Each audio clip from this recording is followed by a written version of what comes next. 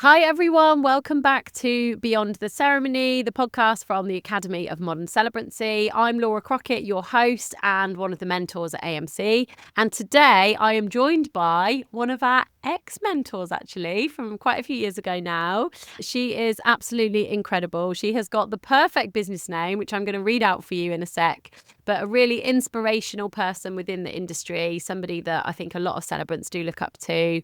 And I am honoured to have her on the podcast. Very excited to have you on today. Jess from Jess May's Special Days.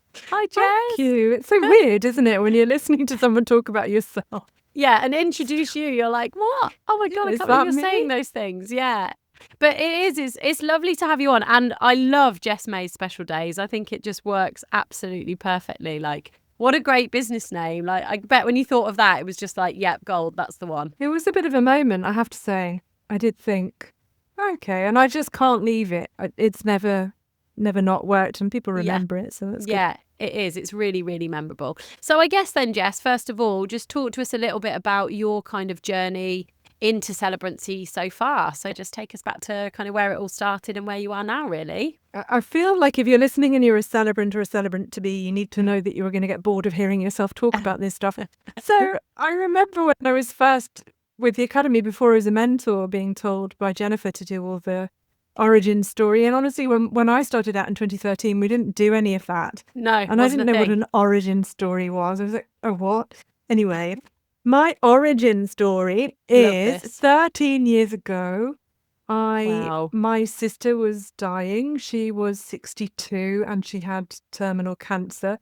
And her daughter, I'm 19 years younger than her, and her daughter, my niece, wanted to get married because she fell in love, not because she wanted a big white wedding. My sister wanted a big white wedding, and my sister was not someone you argued with, and she was pretty good at, manipulating situations. I had a phone call from my niece because at the time, I know this will surprise a lot of people, but I was planning to be a priest in the Church of England. I was very serious about it. Yes, I know. I know. And I'd studied theology at university and religion, and that was kind of my bag. And so I'd done a lot of standing at the front and leading, and my niece just panicked and thought, I can't have a big white wedding. I want to get married abroad, but I'm going to have to do this for mummy because mummy's dying and it's her dying wish. So I had this phone call, and I'm not going to swear on here because I know it's rude, but she did. So she rang me and she said, oh, hi, Jess, it's me. I've got to get married, and if I've got to have a wedding, then it's got to be you. And so that's how that started. And I didn't know what a celebrant was. It never crossed my mind, but I thought, well, I've got to find out how to do a ceremony now because I've never actually done a wedding. Looked it up, did a quick Google, and this is how I ended up with the incomparable Miranda Ash on the same course at Hebden Bridge, lesbian capital of Europe. So we find ourselves in this tiny village in Yorkshire. Yeah. And that's how it started. And so began a beautiful friendship and a beautiful career. So that's how that began, I guess. Wow. And then I went on to do funerals and so on. But I think that's the core of the origin story. And it turned out it's not a bad story. No, it's an incredible story. And 13 years as well. That's amazing. And how has Celebrancy changed in those 13 years? I imagine it's very different now, is it? Hugely different. No one had heard of us. No one knew what the hell we were doing. We didn't know what we were doing. We just found... Miranda was the same. We both found ourselves asked to do ceremonies and thought, well, we better find out what that is. We were very self-selecting. We found ourselves in this group, and actually we're all still in touch to some extent, learning about the idea of transformation. And I remember being really struck by that understanding that you are taking somebody through a transformational process from a before and an after, from one position of emotional internal life to another. So, and another part of your life. So it's all about transition. And we learned at the Fellowship of Professional Celebrants.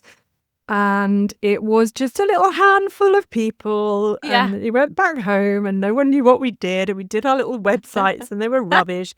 And then you'd get these calls because there was no one else doing it. I mean, I think there was one other person in Birmingham. So I was in the Midlands and there was just me. And now that's, as we know, not the case. Yeah. And we didn't do marketing. We didn't have social media. Nobody was interested in origin stories. I mean, I think Miranda had a lot of knowledge around business anyway, but I didn't. I'd been working in the arts and working with people with neurodiversity, and it was a totally new thing when the marketing side of it started coming in and these new colleges started setting up. So it's the marketing that shifted. Yeah, and that's the thing. And I think, like you say, like I've been a celebrant for 6 years, so half the time that you have. But I even remember when I first started, a lot of the time was spent explaining to people what I was doing and actually what a celebrant is, whereas that doesn't seem to be the case as much now. And I think that's where the rise in celebrants is fantastic. But I think at least the more of us now are spreading the word, the more it's becoming a familiar thing that people do have with their ceremonies. And I like to think now we're one of the more essential items rather than what's that? What are you doing? That's different. I agree. And it's a lot easier for me that people know that. And loads of other people are doing the work of raising awareness. Yeah. And also it's up my game. I'm not going to lie. I'm a much better celebrant than I would have been if it weren't for that.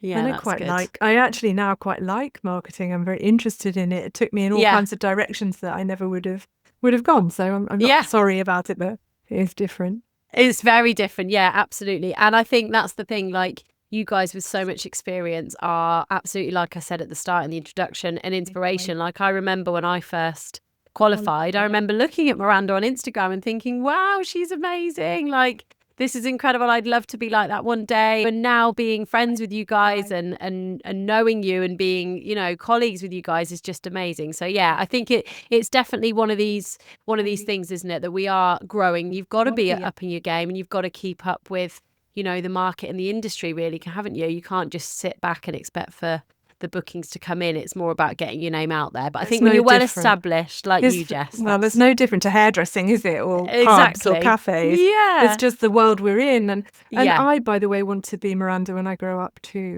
Yeah, she's great, isn't she? We all love you, Miranda. We're crushing on you. Yeah, for sure. Amazing. So talk to me then about what we are going to be discussing today. So we're going to be talking about French weddings. Like, what is your kind of experience and your love of French weddings, I guess, really? Well, this is a whole other origin story. I ended up being contacted, and for years being contacted about French weddings and just taking no notice of them at all. It's that thing. And all of you listening will know this. You're feeling like, oh, there's no answers. I don't know what I'm for. I don't know what my thing is. I don't know what my niche is. I don't know. And it's all actually right in front of you. This is what you will discover. It is right in front of you. But you have to be in the right place. And you can ask Miranda about mindset because she helps me with mine. But what you've got is a thing where you've got these incoming emails all the time. Will you consider doing our French wedding? And you're not really putting any energy into replying because you're like, well, you're in France. I'm in Birmingham. Why are you asking me? And where have you come from? And why am I getting these emails? For God's sake. Then I worked out I was on a website called French Wedding Suppliers and it was free. No. I didn't know why I was there. I still don't know why. I don't know what happened. Did they put me on there? Did I at some point in a fit of madness put my name on? I don't know. I love that. It was so bizarre. And then these kept coming in and I kept ignoring them. And then I moved down to the south coast. So I'm really near the ferry to France. Yeah. And then, the other thing that happened was I had a really great friend who died and I did his funeral and I did the beginning, the end in French and I sort of put smatterings of French all the way through. Yeah. Because I can get away with seeming like I'm fluent if I rehearse in advance. But if you ask me something now, I panic. Clever. So I can rehearse it and it sounds great. And I did this for his funeral because I loved him. Christophe is this astonishing guy and he's a great friend of mine. And his husband was beside himself with joy and I did it as a surprise. Yeah. It was terrifying. But I did that and then I did a wedding after that. I was invited by a French-Spanish couple in Asylum Chapel in London. Yeah, that was amazing. And I had not prepared myself for a French-Spanish audience. What are we calling them? This. You know what I mean? Yeah. Like it's not congregation, is it? No, the guests, I guess. The gathering, the guests. Yeah. They all sang their little hearts out. I stopped the song at some point. It was a French folk song. And they were all, no, there's another verse, So we had to start the singing again. We had a naming ceremony for the little boy and they held him aloft like the Lion King. Oh my God. These people cheered and clapped on their feet for 10 minutes for this little boy and he just loved it. was lapping it up. Like, yes, This is amazing. yes, I am that great. Yeah, so there I'm was the king. something. Yeah, I'm the king. And there was something about, they all had a bit of a champagne, really high-end champagne before they sat down, and it was gorge. It was just so fab. And I got to speak a little French, and everyone was like, "Oh, you're so fluent. Your French is so great," and it's not. But when I think about it, I was born in 1972, which makes me cool again because now I'm vintage. And yes, absolutely. I'm in. And obviously then they taught you French, and it was the beginning of the European Union, and we were taught French in school, which I don't think happens to everyone now. No, maybe not. And then we went on French holidays. That was the era when you went to France in a camper van on holiday. That was the era. This is the sepia photograph era. And so I got really good, and we did French exchanges and French pen pals and all of it. So we're all quite good at French. I imagine that Miranda's really good at French, and I know she has a home there. So we are just kind of okay. We're proficient. We can do more than order a baguette. And so we're not nervous about it. And I had this ambition that I wanted to be fluent in French before I died. Hopefully that's not soon, because it's taken me a long time. But my friend... Still work in progress. So this is another legacy project. So it's a legacy for my sister that I carried on being a celebrant. I think of her as the founder of my business. Yeah. And I think Christophe has something to answer for as well, because I did that funeral for him and I thought, I'm good at this and I love it. I love the challenge of it and I love the language so much. So you'll see me on Instagram with my headphones running along the seafront, and I'm not listening to hip hop, I'm listening to Inner French by Huguenot. Learning about all kinds of weirdness. So I ended up thinking, oh, maybe I should take a bit of notice of these little inbox things that are coming through. And then there was some email that, do you want to stay on this website? And I thought, no, I guess so. Why not? And then this year, all these emails coming, and I replied with a bit more gusto and booked 2, and I've got a 3rd. And then I've had lots of other inquiries where it hasn't been quite the right fit. So then I thought, well, maybe I should take this a bit seriously. I always thought, well, I wouldn't, because there's people that live in France, and why would that be a thing? You know, I wouldn't want to take that away from them. But these couples seem to be picking me out from the portfolio of celebrants. And I looked at it today because I knew I was doing this. Yeah. And I stand out probably because of the pink hair, honestly. Probably. We love the pink hair. We love the pink hair. I am booked for my pink hair routine. Nobody cares what my work's like. We want the pink hair lady. So I think it might be that I'm giving a bit of an alternative vibe for the French market. So it's a really strange niche. Yeah. But it's such an amazing niche that kind of fell out of nowhere from this directory that you kind of not really fully aware that you were on. And then all of a sudden you've actually taken that and gone, well, yeah, this is the way my business is going, so let's go with it. And I think using a passion of yours, you know, with the French passion already, like it was always there a little bit. That's such a great example of using skills that you've already got to then actually develop your business and help you find this niche. So I think this is fantastic. It's kind of good for listeners that are being celebrants or learning to be celebrants. Yeah. Because it's that brilliant saying they use now, leaning into it. I never knew whether I like that saying, but I do quite like it. I think I'm leaning into something random that the universe threw at me. 100%. And I think that's the thing. I think it's always something when we first start that finding your niche is actually something that we're all told is important, but where on earth do we start with that? And I think for me, it took doing a couple of years worth of ceremonies to actually work out where the similarities were with what I was offering, the ceremonies I enjoyed, and the kind of couples that were booking me. I was kind of working out where do they all kind of fit in together, and that's how it helped me narrow down my niche. So I sometimes think you do have to do the business first and then the homework afterwards, because you have to kind of work backwards sometimes, don't you? And I guess this is a perfect example of that with the French weddings, Jess. Yes, absolutely. You have to do it. You just have to swim. You can't sit about thinking, oh, I don't know, should I be doing only greens? And Yeah. And you drive yourself mad. And if you're listening to me thinking, oh, I thought it was just me, it isn't just you, and it goes on and on. You know, even when we're old hands at this, we're still dithering. We're still like, what is my niche? I don't know what my niche is. Everyone else usually knows what your niche is. You need to ask other people. But I think that is a great example. I used to live in Kent, and a friend of mine down there, she was putting on her stories on Instagram that she's joining a new recommended supplier list, and the venue have asked her to do a bio. So she was like asking her couples, how would you describe me? Like, tell me some things that you think about me. And she was then going to use that to write her bio. And I think it's so true. Sometimes we just kind of put out like what we think is the right thing, but actually it's like, how do other people see that? And maybe actually that's more about finding your niche by putting out things that feel right for you and hoping that something sticks. But actually other people might think, wow, they've really got it together. Like they know exactly what their niche is and they know the kind of audience that they're tapping into. And you might not be the best judge of yourself. Exactly. Especially women. We're really, and there's a lot of women in Celebrancy. Yeah. We don't always know we're good. No, exactly. And I think that's the thing. We spoke about it on your podcast, which I've been a guest on, which I've loved. We're not always the best at being our own cheerleaders, are we? So I think that is definitely so important. So in terms of doing the French weddings then, what are some of the, challenges compared to doing weddings in the UK? And then what are some of the benefits? The travel, the working out the pricing around the travel, and then working out whether you're going to lose money by traveling and how to pitch yourself. This is all the work I haven't done, people. I'm not an expert. But you've got to work out how to pitch yourself within it, because if you're not a high-end luxury celebrant or a destination celebrant, I mean, I kind of am. I've done a couple in Portugal. I mean, the first one was in Portugal on the Algarve coast overlooking the sea. Beautiful. I mean, that, and then I did another one there. And it was beautiful. So, I mean, I could call myself a destination wedding, but that's not really my focus. My focus is about connection. Because I did exactly what you said. I asked people and listened to them because I didn't have any idea. Really, I'm about connecting, and I'm about people being present in the room and feeling really engaged. And I'm about relationship.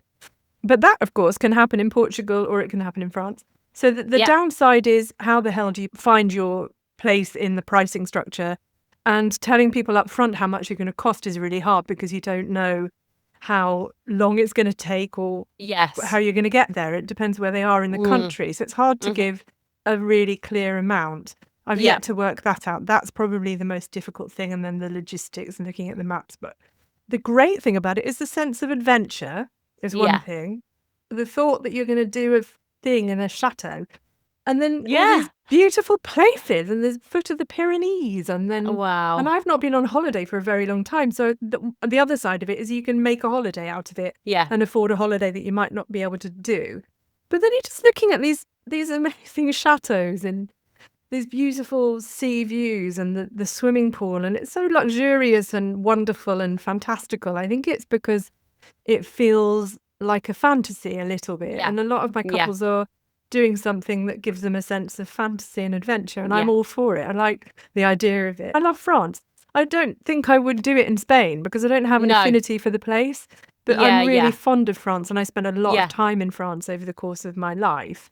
So it's a place where I feel a sense of belonging, and also I have a French name. I'm Jessica Elizabeth Curel May. And the Curel is a Huguenot name from France, because I have Huguenot French dissidents who are like people who rejected the Catholic faith years back and came to London and often worked in the silk trade. And so I've maintained that name, and I've always felt like there's some part of me that's French. So I think it's also to do with sense of place and feeling like you belong somewhere in some way. Yeah, 100%. And I think, like you spoke about the pricing structure and all that, I think that is so difficult. Like, I was very lucky to be asked to do a wedding in Bergerac a few years ago, and it was for a friend of mine that I used to work with. And she said, oh, look, we're getting married. We really want you to be our celebrant. Like, can you just let me know how much it's going to be? Like, we're just really excited. We want you to come and do it. So there's me going, okay, well, yeah, we'll do my ceremony fee plus flights and accommodation, because that's all it needs to be, right?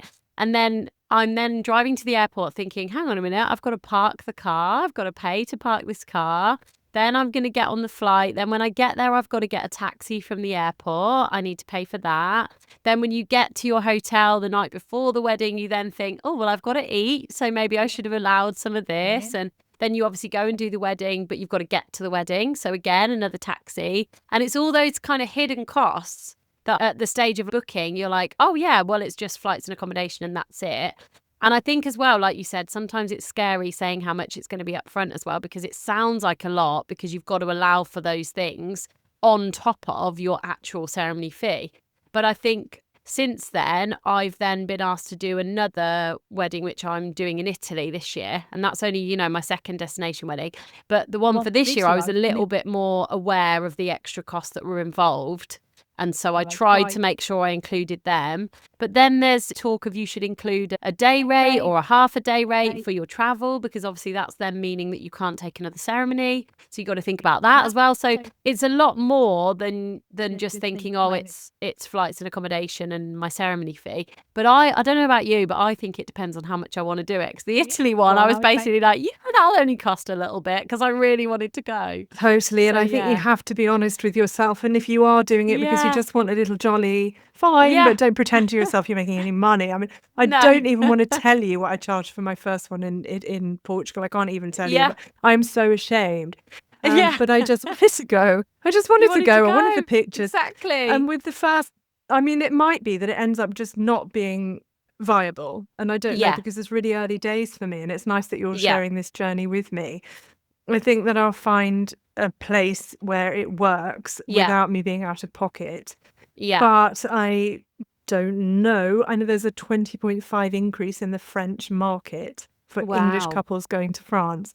And I've got one that's from Kansas, a couple coming from America. Oh, wow. So I think they like having someone that can communicate with their suppliers in their own language. There's something about that. Good. Or they've got some French relatives that are involved. So it's whether or not you have to go really high end, in which case you might not get your... If I find that I'm not getting my people, if I go really high price bracket, then I will have to reconsider. But watch this space. If it's a growing market, and sometimes you get a lower rate to hire a chateau for 3 days than you would if you went for an English. That's part of why people do it. And I think I'm going to blame the Escape to the Chateau program as well. Yeah, absolutely. Oh my God, 100%. We can definitely blame that. But I think that's a good idea, like you say, thinking about, well, what's going to work for you in terms of your location and where you want to spend your time. And obviously being where you are is perfect because you're able to travel over to France really easily. And recently I saw one of my friends who's a celebrant in Birmingham, or north of Birmingham. She likes to spend a lot of time in Cornwall, and I don't know if they've just bought a place there, but she's now recently announced that she's going to be doing weddings in Cornwall for a few weeks every year. So within those weeks, she'll only take bookings in Cornwall. And then the rest of the time, she'll do her Birmingham bookings because she knows that's the time she's going to be down there. So I think that's something to, think about, isn't it, with your Celebrant business? It doesn't just have to be in your own, whereabouts you live. You can have a think if you've got other places that work for you in terms of accommodation or whatever, then actually, it's kind of the possibilities are endless, really. Yeah, you didn't have to stick to your backyard. And I was even thinking that you could Airbnb it if it was viable. But I've had loads of people they're all getting married in Toulouse. Yeah. For all I know, I might end up, I like this idea. I might end up hiring somewhere in Toulouse 6 months of the year. I don't love that I idea. feel like it's nice when you've done it for 13 years to have a little bit of a sort of a shift of focus. Absolutely agree. And I think that's great. And that's also proof that you don't need to do it all from the beginning. You can start off with doing something different, and then you can shape and shift your business as your business grows and as you grow as a person. You want something a bit different. And as much as we love the job, we don't always want to be doing the same job for year after year after year. Like, we want to be doing different kind of ceremonies, different locations. So yeah, it sounds really exciting, a really exciting new venture. It is. In terms of... The other thing to say is that you all will evolve. So if you're listening to this and you're a celebrant or you're starting out, you evolve as well, and you have to honour that in yourself and not try and fix yourself, rigidly. Yeah, 100%. And I think that's the thing we all learn, don't we, in the beginning? To start with, we might be trying to fit into everyone else's boxes. And actually, when you're then true to yourself and what you want to do, actually, that's when you end up being more successful, because you're just being authentic. And I think that's something that's just so important. Don't try and be like everyone else. Just be the person that you want to be. And that's what everyone will buy into. Yeah, and don't try and be more flamboyant than you are, because there's people that want sensitive. Don't try and be forced high energy. There's not really necessarily a market for more energetic people. You don't have to be. No. If you're a socially anxious person as a celebrant, you can work with socially anxious people because you know what that feels like. I mean, a lot of people have said to me that I have great energy. I don't even, like, going back to what we said at the beginning, I don't really know what that means, but it's what people say. Yeah. And it's like, it's this, I'm like, okay, fine. But you don't have to be a hugely energetic person. If you're a shy, sweet, gentle person, make that who you are. There's a celebrant from AMC called Verity, and she's like that. She's sweet. She's like fond and fancy. She's so sweet. And she's so gentle and like, oh my goodness, a little delicate thing. And I look at her and I just think she's so distinctively herself. It's just impossible to replicate, and don't try. But it's very easy to say and very hard to do. Yeah, I think so. And I think you do second guess yourself and you do think, oh, I should be fitting in a certain way. But exactly like you said, that directory of French celebrants, you're getting people that are coming to you because you are being you, and they're buying into that, and they're going, actually, Jess doesn't look like the 10 other celebrants on there that might all be the same. Actually, she looks like our kind of person. And it is, your people will find you. You hear it all the time, but it is so true. They actually will. And I think that is a big learning curve. Yeah, totally. And I think just because you want to have a wedding in France, you don't necessarily want the floaty aesthetic.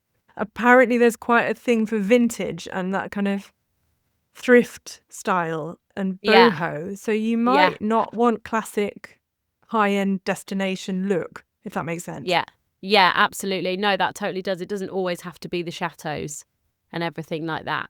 So I guess then, Jess, I've just got one last question for you, which is something that I ask all of my guests when they come on the Beyond the Ceremony podcast, which is one piece of advice for anyone who's listening to this and considering becoming a celebrant. What would you say?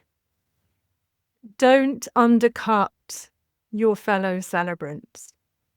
I am absolutely sick to death of people selling themselves for peanuts and being totally unable to compete with you. When you undersell yourself, you are betraying your entire industry.